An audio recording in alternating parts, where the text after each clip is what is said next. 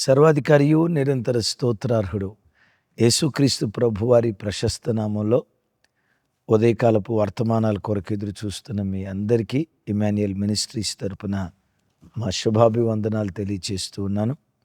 క్రీస్తునందు మాకు అత్యంత ప్రియమైన దైవజనాంగమా, ఎలా ఉన్నారు? కుటుంబ సభ్యులందరూ క్షేమంగానే ఉన్నారు కదూ? అవును. ఈరోజు అరుణోదయపు దినాన లేచి ప్రార్థించుకున్నారా?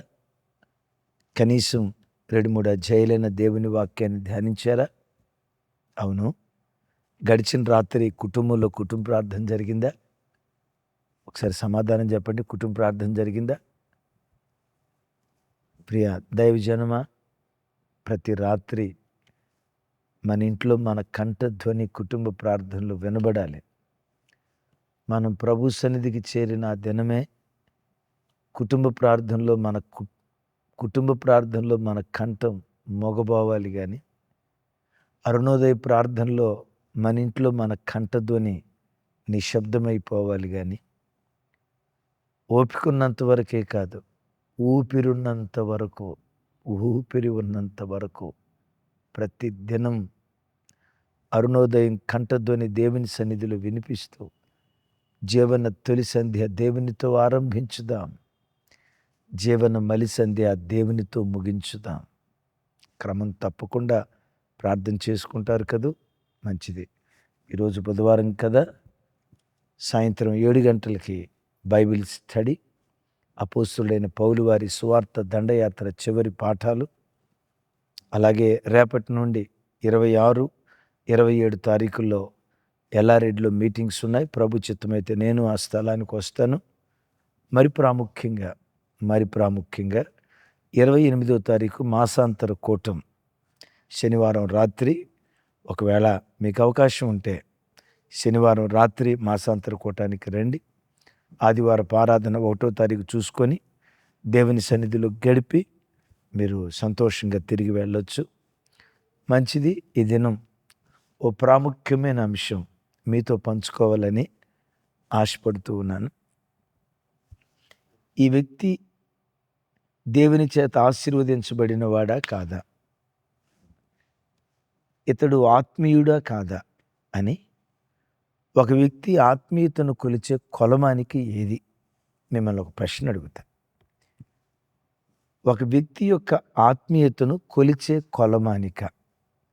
నిజంగా ఇతడు దేవుని చేత దీవించబడ్డవాడు, ఇతడంటే దేవునికి ఇష్టం, ఇతని భక్తిని దేవుడు మెచ్చాడు, ఇతడు మంచి ఆత్మీయుడు అని ఒక వ్యక్తి యొక్క ఆత్మీయతను కొలిచే కొలమానికి ఏది? సహజంగా లోకం ఏమంటుందో తెలుసా? ఎవరైనా బాగా డబ్బు సంపాదించారనుకోండి, దేవుడు వాళ్ళని ఎంత గొప్పగా ఆశీర్వదించాడో, వాళ్ళ ప్రార్థన అండి, అందుకని వాళ్ళు ఆశీర్వదించబడ్డారు. అదే మందిరానికి సైకిల్ మీద వచ్చేవాడు ఉన్నాడు అనుకోండి,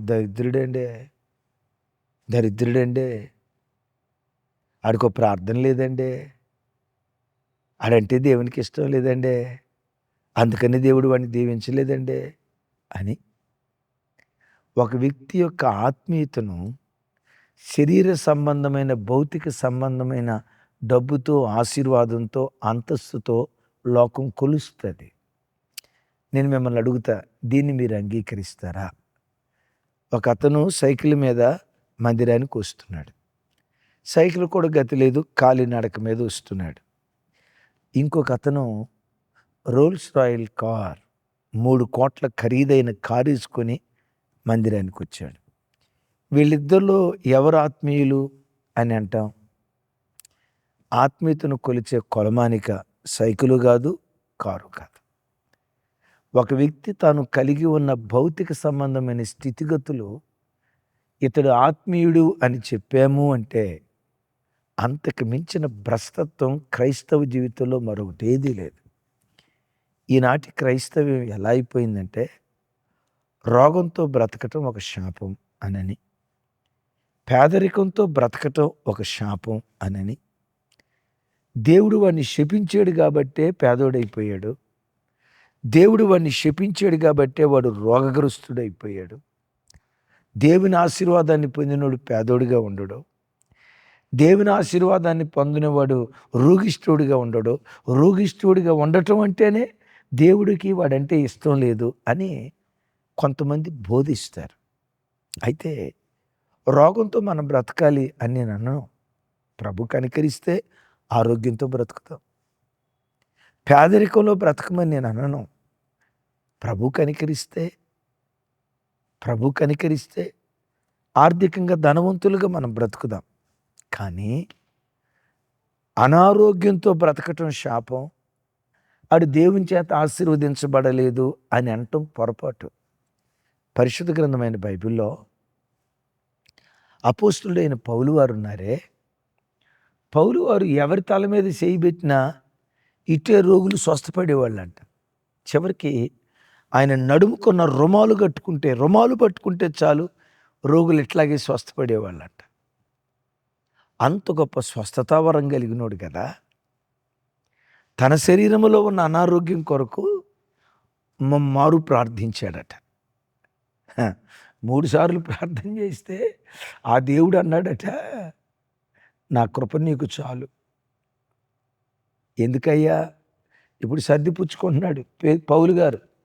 నాకున్న ప్రత్యక్షతల విస్తారం, నేనెక్కడ హెచ్చించబడతానోనని నా శరీరంలో ఒక ముళ్ళు దేవుడు అనుమతించాడు. వింటారా? ముళ్ళు అనుమతించిన దేవుడే ఆ ముళ్ళును భరించటానికి కావలసిన శక్తి, కృపను కూడా అనుగ్రహించాడట. ఇప్పుడు పౌలును శాపగ్రస్తుడు అందామా? పౌలు దగ్గరికి వచ్చి ఎంతోమంది ప్రార్థన చేయించుకునేవాళ్ళు, బాగుపడేవాళ్ళు. పౌలు గారికి ప్రియ శిష్యుడు, ప్రియమైన కుమారుడు. ఆయన అంటాడు, నా నిజ కుమారుడా అన్నాడు. అంటే తతిమ వాళ్ళు అబద్ధపు కుమారులనేమో అని కాదు, కానీ ఆ బిడ్డ మీద ఉన్న ప్రేమతో నా నిజ కుమారుడా. ఎవరు చెప్పండి? తిమోతి గారు కడుపు జబ్బుతో బాధపడేవాడట. తిమోతి కడుపు జబ్బులో నిమిత్తం అనేక సార్లు పౌలు వారు ప్రార్థన చేసి ఉంటాడు, బాగుపడలా. అంటే చెప్పండి, తిమోతి రోగంతో బ్రతకటం శాపమా?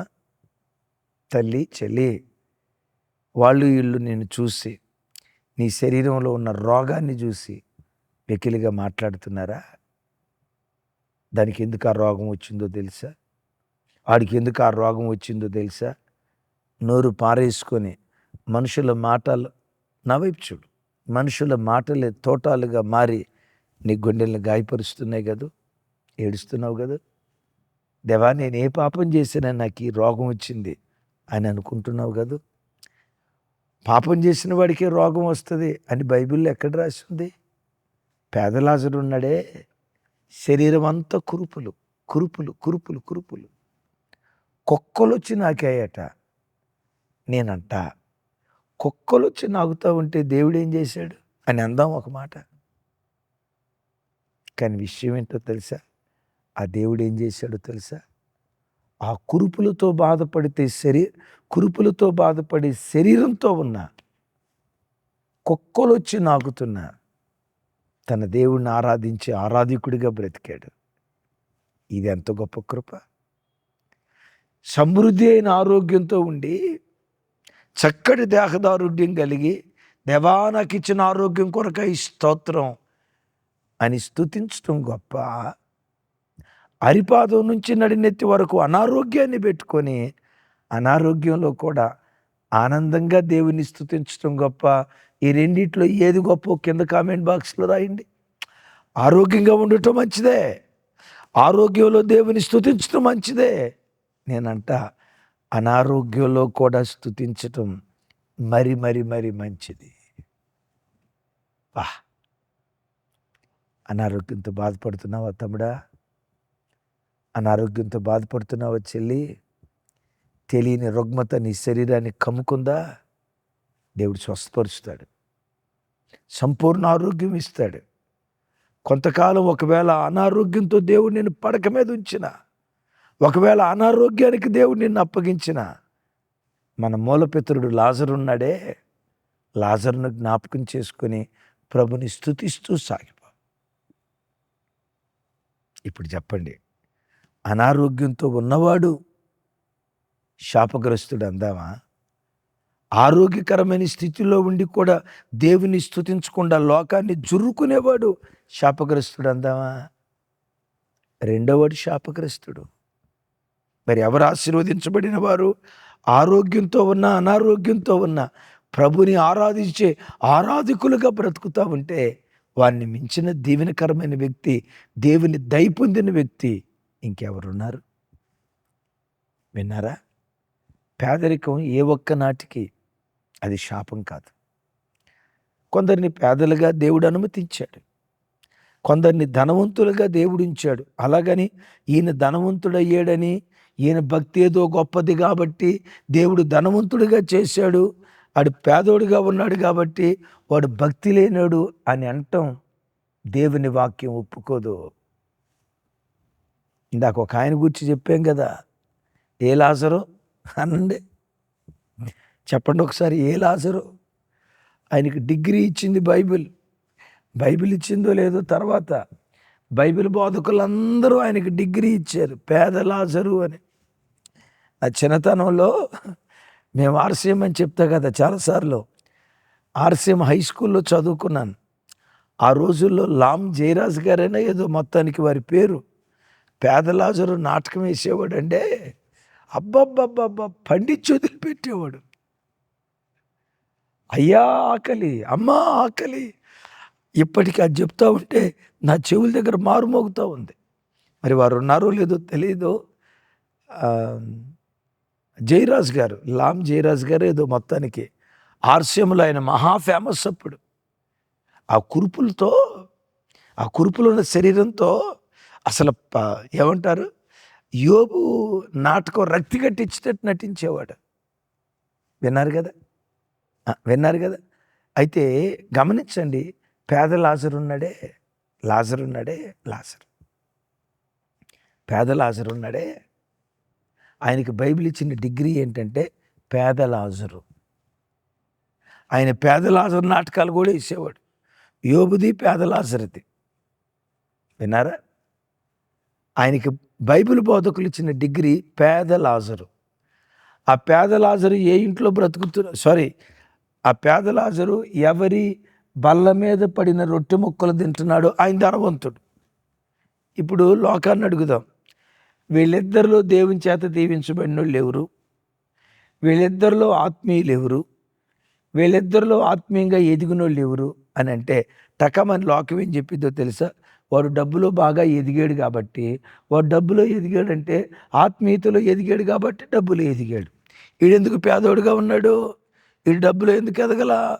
ఆత్మీయతలో ఎదగలేదు కాబట్టి డబ్బులో ఎదగల. టకామని లోకం చెప్పిద్ది. పౌలు గారు దీని గురించే ఫిలిప్పి పత్రికలో అంటాడు, కొందరికి కడుపే దేవుడు, భూ సంబంధమైన ఆశీర్వాదమే దేవుని ఆశీర్వాదం, భూ సంబంధమైన వాటి మీద మనసు పెట్టకండి అని లేఖనం చెప్తే, మనిషి ఆత్మీయతను కొలిచే కొలమానిక ఈనాడు భౌతిక సంబంధమైన ఆశీర్వాదమైంది. ఇప్పుడు చెప్పండి, ధనవంతుడు పేద లాజర్లో వీళ్ళిద్దరిలో ఎవరు ఆత్మీయులు? కదా, పేద లాజర్ కదా. ఆ పేద లాజర్లో ఉన్న గొప్పతనం ఏంటంటే, అరే అంతకాలం ఆ బల్ల మీద పడే రొట్టె ముక్కలు తింటున్నాడే, చూసి ఆ ఇంటికి కిటికీలు ఎక్కడున్నాయి, తలుపులు ఎక్కడున్నాయి, ఎటు నుంచి చూడవచ్చు ఇంట్లోకి. ఒకరోజు అందరు గాఢ నిద్రలో ఉన్నప్పుడు, లేకపోతే ఆ ఇంటి వాళ్ళందరూ ఫంక్షన్ ఉందని ఎక్కడో వేరే ప్రాంతానికి వెళ్ళినప్పుడు రాత్రికి రాత్రి ఆ ఇల్లు లూటీ చేసి, మీరు ఎట చూస్తున్నారు తెలుసా? అబ్బబ్బబ్బబ్బా, పేదలాజరికి ఈ ఐడియా వచ్చి ఉండదన్న. ఐడియా లేదు, రాకపోవటం ఏంటి, వచ్చి ఉంటాయి. కానీ అద్భుతం తెలుసా, ఆ పేద స్థితిలో కూడా నీతిగా బ్రతికాడు లాజరు. వా, ఆ పేద స్థితిలో కూడా నీతిగా బ్రతికాడు. ఎందుకో తెలుసా? అంత గొప్ప ఆత్మీయుడు, అంత గొప్ప ఆత్మీయుడు. తమ్ముడు చెల్లి, మాసిదోనియ సంఘం అని బైబిల్లో ఒక చోట అంటాడు, వారు నిరుపేదలైన వారి దాతృత్వము బహు గొప్పది అంటాడు. ఈ మాట బైబిల్లో ఎక్కడుందో కింద కామెంట్ బాక్స్లో రాయింది. ఏంటంట వారు నిరుపేదలైన, వాళ్ళు పేదలే కాదు, విన్నారా? నిరుపేదలైన వాళ్ళ దాతృత్వం బహు గొప్పది అంటాడు. కష్టపడి సంపాదించుకుందాం, మంచి స్థితిలోకి వద్దాం. కష్టపడి సంపాదించుకుందాం, ఉన్న స్థితిలో నుంచి ఉన్నత స్థితికి వద్దాం. బట్ పేదరికం శాపం అని అంటాం. నో, కొందరు స్వయంకృతాపరాధం వల్ల అవుతారు, నేను దాని గురించి అంటలా. కొందరు చేజేతులారా జీవితాలు నాశనం చేసుకొని శాపాన్ని కొని తెచ్చుకుంటారు, నేను వాళ్ళని గురించి అంటలా. భక్తిగా బ్రతికే కుటుంబాల్లో పేదరికాన్ని అనుభవించే కుటుంబాలు ఎన్ని లేవు, వాళ్ళకి మాట. అయితే మీకు ఒక మాట చెప్పంటారా? మనం అనారోగ్యంతో ఉన్నా, పేద స్థితిలో ఉన్నా, ఏ స్థితిలో, సంపన్న స్థితిలో దేవుడించిన ఏ స్థితిలో ఉన్నా, ఆ స్థితిలో దేవుని ఆరాధించే ఆరాధికులుగా బ్రతకాలి. ఏ స్థితిలో ఉన్నా ఆ స్థితిలో ప్రభుని స్తుతిస్తూ మనం సాగిపోవాలి. ఇంకొక మాటలో చెప్పాలంటే, ఏ స్థితిలో ఉన్నా, రోగపు స్థితిలో ఉన్నా, రోగాన్ని ఎదుర్కొనే ధైర్యం దేవుణ్ణి అడగండి. శ్రమల మధ్యలో ఎంత కాల్చబడుతున్నా, ఆ శ్రమల మధ్యలో ధైర్యం దేవుణ్ణి అడగండి. పరిశుద్ధ గ్రంథమైన బైబిల్లో భక్తుడిని దావీదు గారు ఒక స్థలంలో ఇలా అంటాడు. ఎరిగిన వాళ్ళు కింద కామెంట్ బాక్స్లో రెఫరెన్స్ రాయండి. ఆయన నా చేతులకు యుద్ధాన్ని, నా వ్రేళ్లకు పోరాటాన్ని నేర్పుతున్నాడు అంటాడు. నా చేతులకు యుద్ధాన్ని, నా వ్రేళ్లకు విన్నారా, నా వ్రేళ్లకు పోరాటాన్ని నేర్పుతున్నాడు అంటాడు. విన్నారా? పేదవాడికి పోరాటం ఉంటుంది, ధనికుడికి పోరాటం ఉంటుంది, అనారోగ్యంతో ఉన్నవాడికి పోరాటం ఉంటుంది, ఆరోగ్యంతో ఉన్నవాడికి పోరాటం ఉంటుంది. ఈ పోరాటాలు ఎదురైనప్పుడు పోరాటాలలో మనం ఓడిపోకుండా దేవుణ్ణి అడగాలి. దావీదు చేతులకు యుద్ధం, వ్రేళ్లకు పోరాటం నేర్పినవాడా, నాకు పోరాటం నేర్పయ్యా. ఏంటి? అనారోగ్యంతో పేదరికంతో వచ్చే పోరాటం. సైతాన్ గడు వచ్చి అంటాడు, ఎంత భక్తి చేసావు, ఏమిచ్చాడు దేవుడు నీకు, ఎంత భక్తి చేసావు, ఆశీర్వదించలేదే. అదిగో ఆ దేవుణ్ణి నమ్ముకున్నాడు చూడు, పూల రంగల్లాగా తిరుగుతున్నాడు, రోజుకు ఒక సొక్కా వేస్తున్నాడు, ఈ చేతికి 4 ఉంగరాలు, ఈ చేతికి 4 ఉంగరాలు, పూల రంగల్లాగా తిరుగుతున్నాడు. ఆ మెళ్ళలో గొలుసు చూడు ఏ సైజులో ఉందో నీకు చూడు.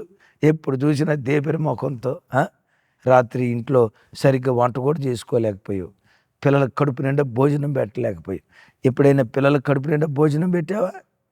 పిల్లల ఫీజు సరిగ్గా కట్టావా? ఇంటి అద్దె సరిగ్గా కట్టుకో, అసలు నీకు తినటానికైతే కానో లేదు. ఏం చేశాడు నీ దేవుడు అని పేదరికంలో దేవుని మీద సనిగేటట్లుగా సాతాను శోధిస్తాడు. దావీదు అంటాడు, ఆయన నా చేతులకు యుద్ధాన్ని, నా వ్రేళ్లకు పోరాటం నేర్పాడు గనక పేదరికంలో కూడా నేను దేవుని స్తుతించా, అనారోగ్యంలో కూడా నేను దేవుని స్తుతించా. పిల్లలారా, పేదరికం అనుభవించేటప్పుడు, ఆర్థిక సమస్యలు అనుభవించేటప్పుడు, శరీరంలో అనారోగ్యం అనుభవించేటప్పుడు దాన్ని భరించడానికి కావలసిన శక్తి దయచేయ్యా అని అడగాలి. కానీ ఆ సమస్యలను చూసి దేవుని మీద సనగకూడదు, సమస్యలు ఎదుర్కోలేక పిరికివాడిలాగా పారిపోకూడదు. దావీదు చేతులకు యుద్ధం, వ్రేళ్లకు పోరాటం నేర్పినవాడా, నాకు నేర్పయ్యా అని దేవుణ్ణి అడగాలి. ఆమేన్. రెండవది, సంపన్న స్థితి వచ్చిన తర్వాత ఏం జరిగిద్దో తెలుసా? దేవుడంటే లెక్కలేని స్థితి. నీకు తెలుసా?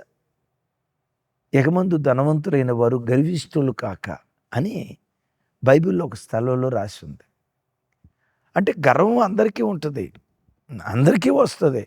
కానీ ఎక్కువ శాతం గర్విష్ఠులయ్యేది ఎవరో తెలుసా? ధనికులు. ఆ పేద స్థితిలో ఉన్నవాడికి కూడా కొంతమంది గర్వం ఉంటుంది. అదే కొన్నిసార్లు అంటారు కదా, ఏమీ లేని ఇస్తరాకే ఎగిరెగిరి పడిద్ది అంట. అట్లాగని పేదోళ్ళు ఎగిరెగిరి పడతారంటే కాదండి. ధనవంతులు ఎవరు ఉంటారో ఒకంత ఆ ధనం మనిషికి గర్వం తీసుకొస్తుంది, లెక్కలేని తనం తీసుకొస్తుంది. బైబిల్లో ద్వితీయోపదేశ కాండంలో రాసి ఉంటుంది, యెషూరును కడుపారా తిని క్రొవ్వినవాడై కాలు జాడించాడు అంటాడు. బైబిల్లో హోషేయ గ్రంథంలో ఒక స్థలంలో రాసి ఉంటుంది, వారికి ఘనత కలిగిన కొలది, వారికి కలిమి కలిగిన కొలది విస్తారంగా నా యెడల పాపం చేశారు. విన్నారా? కలిమి కలిగే కొలది విస్తారంగా పాపం చేశారు. దావీదు అంటాడు, ఆ పెంట కుప్పల మీద నుంచి దేవుడు నన్ను లేవనెత్తిన తర్వాత ఎలాంటి పోరాటాలు ఎదురయ్యాయ్యా. అయితే నా ధనిక స్థితి నాకు గర్వం రాకుండా, నా చేతులకు యుద్ధం, నా వ్రేళ్లకు పోరాటం దేవుడు నేర్పాడు. ఆమేన్. నేను అపవిత్రుణ్ణి కాక, దేవుణ్ణి మర్చిపోయేటట్లుగా చేయక, ఒక పేద స్థితిలో ఉన్న పేదవాడిని తృణీకరించకుండా, ఆ ధనిక స్థితిలో కూడా ఆరాధించి ఆరాధికుడిగా బ్రతికించాడు. ఎందుకో తెలుసా? ఈ ధనం నాకు గర్వాన్ని తీసుకురాకుండా నా దేవుడు నాకు పోరాటం నేర్పాడయ్యా. పేద స్థితిలో ఉన్న స్తుతించా, ధనిక స్థితిలో ఉన్న స్తుతించా. వీడు అసలు శిష్యులు, దేవుని చేత ఆశీర్వదించబడినవాడు, ఎలాంటి స్థితిలో ఉన్నవాడు నిజమైన ఆత్మీయుడు. ఆత్మీయతను కొలిచే కొలమానిక ప్రార్థనా జీవితమే కానీ, ఆత్మీయ జీవితాన్ని కొలిచే కొలమానిక ప్రార్థనా జీవితమే కానీ, ఆత్మీయతను కొలిచే కొలమానిక పరిశుద్ధ జీవితమే కానీ, ఆత్మీయ జీవితాన్ని కొలిచే కొలమానిక సాత్వికం, దీనత్వం, ప్రేమ, ఓర్పు, పరలోక రాజ్యానికి ఆయత్తపడిన దివ్యమైన గుణగణమే కానీ తుప్పు పట్టిపోయే వెండి బంగారాలు పొరపాటున కాదు. ప్రభు పేరిట మనవి చేస్తూ ఉన్నాను. ఎప్పుడు భౌతిక సంబంధమైన స్థితిగతులను బట్టి, భౌతిక సంబంధమైన స్థితిగతులను బట్టి ఆత్మీయతను కొలవవద్దు, ఆత్మీయతను ఎంచవద్దు. ఒకటే చెప్తా, ఏ స్థితిలో ఉన్నా సంతృప్తిగా బ్రతుకుతూ, ఉన్న స్థితిలో దేవునికి నమ్మకంగా సాక్షులుగా బ్రతుకుదాం. అట్టి కృప దేవుడు మనందరికీ దయచేయునుగాక. ఆమేన్. చిన్న ప్రార్థన చేస్తాను.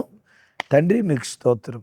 మాతో మీరు మాట్లాడిన ప్రతి శ్రేష్టమైన మాటకై వందనాలు. అవును నాయన, ఈ దినం ఓ దివ్యమైన సందేశం ద్వారా మాతో మాట్లాడావు. పేదరికం ఏ ఒక్కనాటికి శాపం కాదయ్యా, అనారోగ్యం ఏ ఒక్కనాటికి మీ ఉగ్రత కాదయ్యా. కొందరు స్వయంకృతాపరాధం వల్ల మీకు విరోధంగా పాపం చేసి కొందరు వాటిని సంపాదించుకున్నారేమో, కానీ భక్తిగా బ్రతికే కుటుంబాల్లో అనేక పేదలుగా బ్రతికే వాళ్ళు ఉన్నారు, రోగంతో బ్రతికే వాళ్ళు ఉన్నారు, ధనికులు ఉన్నారు, సంపన్న స్థితిలో ఆరోగ్యవంతులు ఉన్నారు. మమ్మల్ని ఏ స్థితిలో ఉంచావు అనేది ముఖ్యం కాదు, కానీ మీరు మమ్మల్ని ఉంచిన స్థితిలో మేము తృప్తిగా బ్రతుకుతున్నామా లేదా, నీకు నమ్మకమైన సాక్షులుగా జీవిస్తున్నామా లేదా, అదే ప్రాముఖ్యం కదయ్యా. ఈ గడియలో ఎవరైనా అనారోగ్యంతో బాధపడుతూ ఉంటే యేసు నామం పేరిట ఇప్పుడే మీ వాక్కు పంపి వారిని బాగు చేయుదురుగాక, స్వస్థపరచుదురుగాక. ఒకవేళ అనారోగ్యంతో ఉంటూ ఉంటే దాన్ని భరించడానికి కావలసిన శక్తి దయచేయి. సంపన్న స్థితిలో, పేద స్థితిలో, ఏ స్థితిలో ఉన్నా నీకు నమ్మకంగా బ్రతికే భాగ్యం మాకు దయచేయ్యా. నీకు సాక్షులుగా జీవించే కృప మాకు దయచేయి. ఆ ధన్యకరమైన స్థితి మీరు మాకు ఇస్తున్నందుకు మిమ్మల్ని స్తుతిస్తూ, సమస్త ఘనత, మహిమ, ప్రభావాలు మీకే ఆరోపిస్తూ యేసు నామం పేరిట ప్రార్థించి స్తుతించి పొంది ఉన్నాను తండ్రి. ఆమేన్. తండ్రి అయిన దేవుని ప్రేమ, కుమారుడైన యేసుక్రీస్తు వారి దివ్యకృప, పరిశుద్ధాత్మ దేవుని సహవాసం మనకు సకల పరిశుద్ధులకు సదా తోడయుండి నడిపించునుగాక. ఆమేన్. ఆమేన్. Thank you. కృపా సమాధానాలు మనందరికీ తోడయుండునుగాక.